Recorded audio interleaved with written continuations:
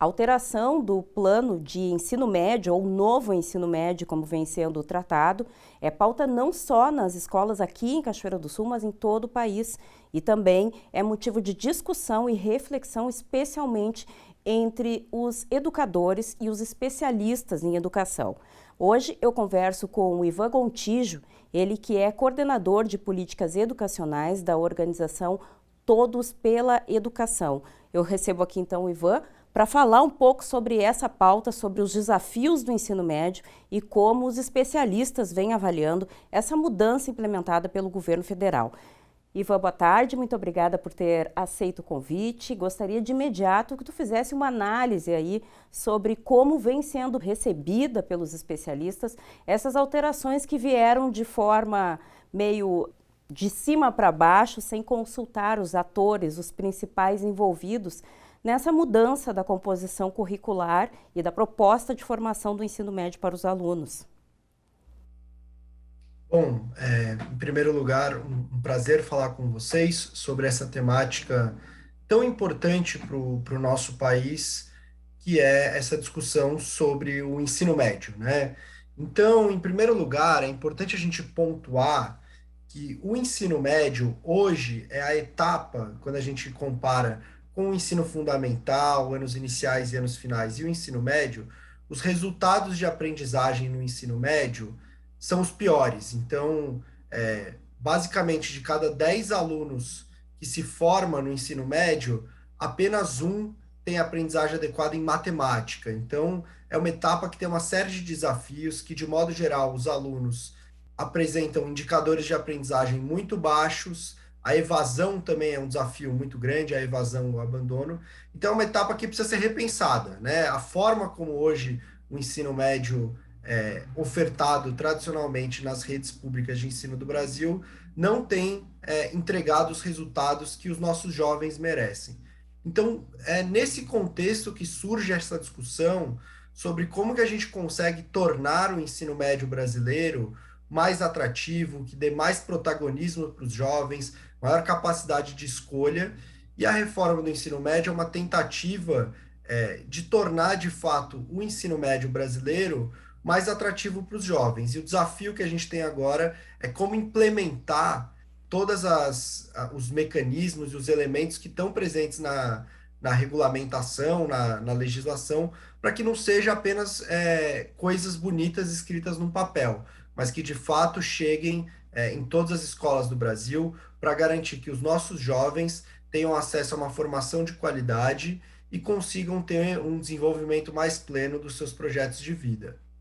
É bem evidente que essa mudança veio sem uma consulta mais clara, né, como eu coloquei aqui no início da pergunta, desses atores principais, né, que são os jovens, que são os especialistas em educação, que são os professores. Essa determinação veio do Ministério sem essa consulta prévia e em meio a uma pandemia. Então estamos mais vulneráveis nesse momento para receber tantas informações e tantas mudanças. É o momento para passar por esse tipo de alteração nessa composição curricular, nessa formação que garante ali ou determina, no mínimo, um caminho para a vida adulta e profissional desses jovens? Eu acho que essa é uma pergunta bem interessante, porque hoje na educação brasileira a gente precisa de duas agendas, né? Isso que você traz sobre a pandemia. Então, primeiro tem uma agenda de curto prazo, que é como que os governos, sejam estaduais, sejam municipais ou o governo federal, consegue responder aos impactos que a pandemia trouxe para dentro da educação. Então, a gente sabe que a pandemia diminuiu os indicadores de aprendizagem, aumentou os indicadores de abandono e de evasão, aumentou também a desigualdade entre alunos mais pobres e mais ricos, né? Então, os alunos mais pobres ficaram mais para trás por conta desse longo período de fechamento. Então, tem uma agenda de curto prazo, que é como é que eu consigo mitigar os impactos da pandemia na educação. E essa agenda é fundamental. Sim, nos próximos 2 anos, a prioridade tem que ser essa. É importante, nesse momento, ter prioridade para essa agenda de curto prazo e, ao mesmo tempo, ir fazendo avançar essas agendas mais estruturantes. Um ponto muito importante que você traz é de forma mais dialogada, né? As evidências, a literatura mostra que as políticas que dão certo, normalmente elas são construídas por um grupo grande de atores. Então, são dialogadas normalmente partem do Ministério da Educação ou de uma secretaria estadual, mas dialogam com especialistas, com professores, com diretores e principalmente tem que dialogar com os jovens, que são hoje as maiores vítimas da forma como o nosso ensino médio está estruturado. Então, assim, a gente precisa mudar o ensino médio, isso está cada vez mais claro. Não dá para a gente continuar nesse modelo de ensino médio em que o jovem não tem escolha, em que a carga horária é muito baixa, que resulta basicamente em resultados de aprendizagens ruins e jovens que com projetos de vida interrompidos durante essa etapa. A gente precisa mudar, mas a gente precisa mudar o ensino médio com qualidade. A gente precisa fazer política pública que dialogue com muitos atores, porque se não dialogar, se for uma coisa implementada de cima para baixo, a implementação não vai ser adequada. Então, os itinerários, os 5 itinerários, não vão chegar da melhor forma para os estudantes, não vão chegar em todas as escolas, não vão chegar em todas as cidades. Não é isso que a gente quer. A gente precisa tomar muito cuidado, porque a gente quer que o ensino médio tenha mais qualidade, mas a gente não quer que o ensino médio também aumente a desigualdade. Então a gente tem que ter esse olhar muito específico e para isso a implementação dessa política tem que ser feita com muito cuidado. Hoje o que a gente observa é que essa não é uma prioridade do Ministério da Educação. O que a gente observa nesse plano, né, nessa proposta? Que inicialmente aumento da carga horária, que foi uma das pontuações que tu fizeste, que realmente é necessária, mas é um aumento de carga horária, não privilegiando componentes curriculares como literatura, como uma formação para pensar, uma formação para construir uma sociedade com pessoas pensantes, com um pouco mais de estrutura no que diz respeito ao espírito crítico, ao conhecimento de obras, artes, educação, que isso compõe o ser humano invariavelmente. A gente vê uma preparação de imediato para um mercado de trabalho. Nós sabemos dessa necessidade, tanto que a evasão escolar muitas vezes está, em boa parte dos casos, fundamentada na necessidade de iniciar uma vida profissional antecipadamente pelo próprio sustento. Mas essa é a medida mais adequada? A gente precisa só formar uma mão de obra para que entre no mercado de trabalho de imediato? E aqui trago um testemunho. No meu tempo de ensino médio, eu era sempre preparada para cursar uma universidade, para me preparar para um vestibular, para uma prova, para um Enem, para um concurso. Será que a gente está mudando o rumo e desacreditando esse caminho de novos formadores ali de terceiro ano, pesquisadores, pessoas mais vinculadas à educação, estamos preparando apenas para a mão de obra rápida e um mercado de trabalho que consiga absorver tanta gente?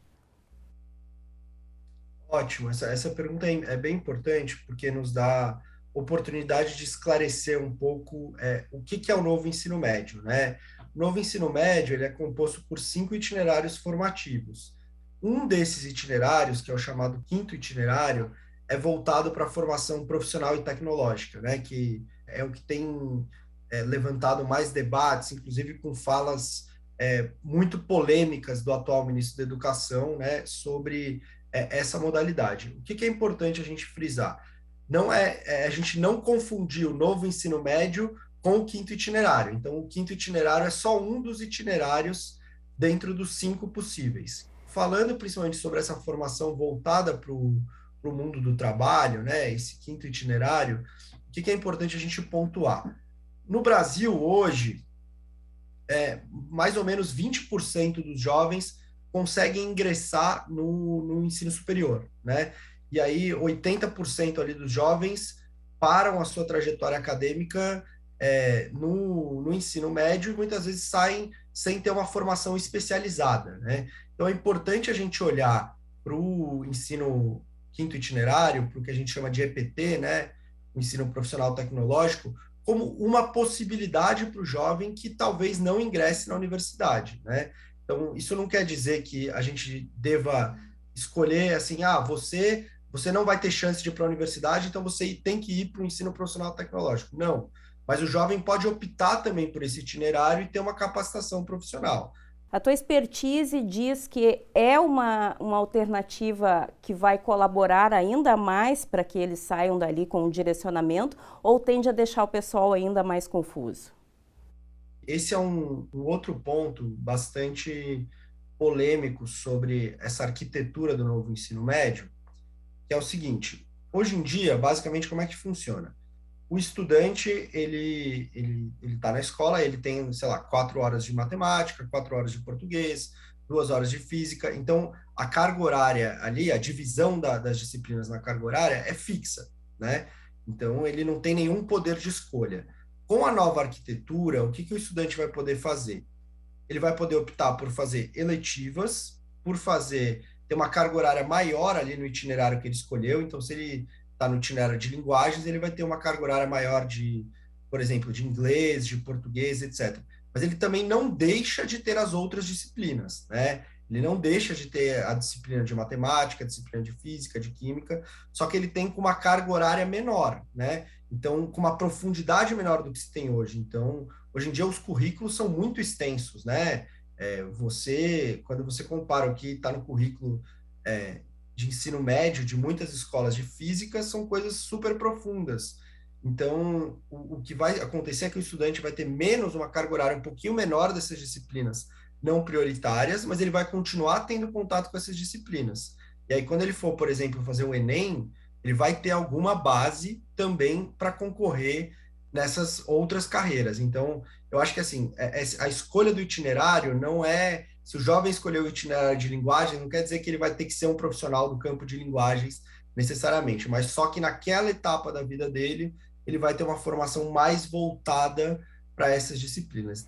E essa informação que tu traz é importante para todo mundo que nos acompanha em casa, pais e estudantes também, porque ainda há uma mística no que diz respeito a essa escolha, né, dos componentes curriculares ali, desse caminho a determinar se eu vou ser mais de humanas, se eu vou ser mais de exatas, se eu vou deixar alguma coisa para depois, porque na vida adulta a gente entra de repente para uma universidade, chega no metade do curso e parece que não era aquilo, então tem chance de recomeçar, mas entra nesse mercado aí competitivo, seja para o trabalho, seja para a universidade, seja no Enem, seja num concurso público, entra em igualdade de condições com essa alteração, Ivan? Sim, sim, isso que eu acho importante, assim, essa é uma política que ela foi lançada ali por medida provisória, né, no governo Temer, e aí o Ministério da Educação tem tentado tirar ela do papel, mas com muita dificuldade, porque hoje a gente tem um governo que não prioriza muito a educação e além das questões da pandemia também que tem prejudicado as redes de ensino estaduais e municipais na implementação dessa política, mas é uma política que ela precisa ser mais discutida, né? Sobre o funcionamento dela, a arquitetura curricular do novo ensino médio, precisa chegar mais para os professores entenderem melhor, os estudantes entenderem melhor, os pais. Por isso que eu acho que é tão importante esse momento aqui que a gente está esclarecendo alguns pontos sobre ela, né? Então, assim, na visão do Todos pela Educação, o novo ensino médio, repensar o ensino médio é uma necessidade urgente. Agradeço então a tua participação, Ivan, e as tuas informações. Daniel Nunes, eu conversei com o Ivan Gontijo, ele que é coordenador de políticas educacionais da organização civil Todos pela Educação.